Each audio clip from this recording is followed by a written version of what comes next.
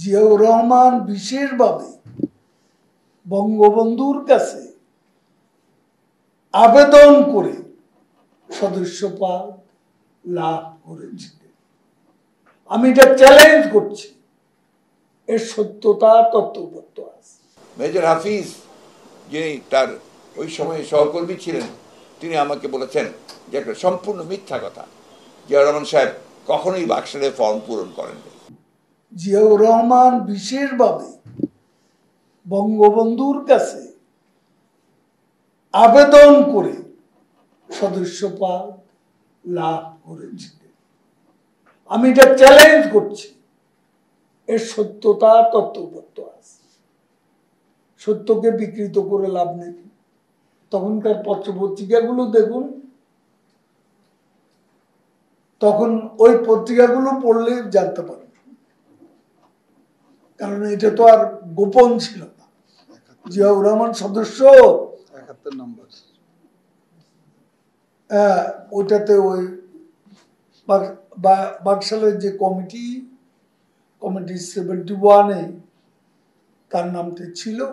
আমি ফখরুল সাহেবকে আবারও চ্যালেঞ্জ করছি, মিথ্যাচার করে লাভ, এটাই হলো সত্য। কয়েকদিন আগে আওয়ামী লীগের সাধারণ সম্পাদক তিনি বলেছেন জিয়াউর রহমান নাকি বাকশালে যোগ দিয়েছিলেন। এটা একটা উনি পুরোপুরিভাবে একটা সত্যের অপলাপ করেছেন। মেজর হাফিজ যিনি তার ওই সময়ে সহকর্মী ছিলেন, তিনি আমাকে বলেছেন যে একটা সম্পূর্ণ মিথ্যা কথা, জিয়াউর রহমান সাহেব কখনোই বাকশালের ফর্ম পূরণ করেননি।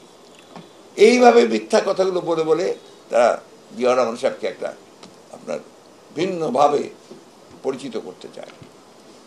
প্রিয় সাংবাদিক বন্ধুগণ, এটা কিন্তু কোনো বিচ্ছিন্ন ঘটনা নয়। বাংলাদেশের যে সামগ্রিক চিত্র, সেই চিত্রতে দেখা যাবে যে জিয়াউর রহমান ছিলেন সেই নেতা যিনি দেশকে একটা ভয়াবহ বিপর্যয় থেকে রক্ষা করে গোটা জাতিকে, বিভক্ত জাতিকে ঐক্যবদ্ধ করে মাথা উঁচু করে দাঁড়াবার একটা নেতৃত্ব দিয়েছিলেন। তিনি সেই নেতা যিনি বাংলাদেশকে বিশ্ব দরবারে একটা মর্যাদার আসনে প্রতিষ্ঠা করতে সক্ষম হয়েছিলেন। তিনি বাংলাদেশে বহুদলীয় রাজনীতি প্রবর্তন করেছিলেন, যেটা আজকের প্রেক্ষিতে সবচেয়ে গুরুত্বপূর্ণ। এরা গণতন্ত্রের কথা বলে বলে তারা গণতন্ত্রকে ধ্বংস করেছে বরাবর। প্রেসিডেন্ট জিয়া সামরিক কর্মকর্তা হয়ে তিনি বহুদলীয় গণতন্ত্র প্রবর্তন করেছিলেন, এবং তারপরে তারই উত্তরসূরি দেশনেত্রী Begum Khaleda Zia parliamentary form of government নিয়ে এসেছিলেন। এগুলো হচ্ছে বাস্তবতা, সেগুলোকে তারা পুরো স্বীকার করতে চায়। কিন্তু আমরাই একথা দৃঢ় কণ্ঠে বলতে চাই যে প্রেসিডেন্ট জিয়া গণতন্ত্রের সূচনা করেছিলেন, হারিয়ে যাওয়া গণতন্ত্রকে, এবং তারই আমরা সেই গণতন্ত্রের প্রাতিষ্ঠানিক রূপ দেওয়া শুরু হয়েছিল। আজকে বাংলাদেশে যে ভয়াবহ অবস্থা সৃষ্টি হয়েছে, তার প্রেক্ষিতে প্রেসিডেন্ট জিয়াকে বারবার আমাদের স্মরণ করতে হবে, তাকে অনুসরণ করতে হবে। আজকে বাংলাদেশেই দেখুন কত বড় লজ্জার কথা, সেই যে আজকে সাবেক সেনাপ্রধানকে আমেরিকা থেকে স্যাংশন দেওয়া হয়েছে, যেটা আমাদের জন্য, জাতির জন্য অত্যন্ত লজ্জাকর। যেটা দায়ীকে দায়ী সম্পূর্ণ হয় সরকার, এই সরকার, শাসক গোষ্ঠী।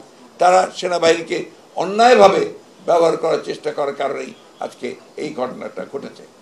আজকে অনেকবারই বলা হয়েছে, বিভিন্ন খান থেকে বলা হয়েছে, মিডিয়াগুলো থেকে বলা হয়েছিল, বিশেষ করে বাইরের মিডিয়াগুলো থেকে, এই সেনাবাহিনী প্রধান আজিজের কথা, কিন্তু সরকার সেই ব্যাপারে কোনো ব্যবস্থা গ্রহণ করেনি।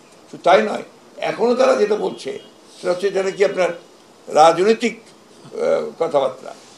এইভাবে তো আপনার একটা দেশকে, তার জাতিকে, তার মর্যাদা থেকে সম্পূর্ণ ধ্বংস করে দেওয়া, তার অনারকে কেড়ে নেওয়া, এটার অধিকার কারণেই একটা প্রতিষ্ঠান সেনাবাহিনী হচ্ছে আমাদের একটা সবচেয়ে ভরসার স্তর, একটা প্রতিষ্ঠান। সেই সেনাবাহিনীকে আজকে যদি এইভাবে তাদের কারণে, সরকারের কারণে তাকে হেয় প্রতিপন্ন করা হয়, সেটা কখনোই এই দেশের মানুষ মেনে নেবে না।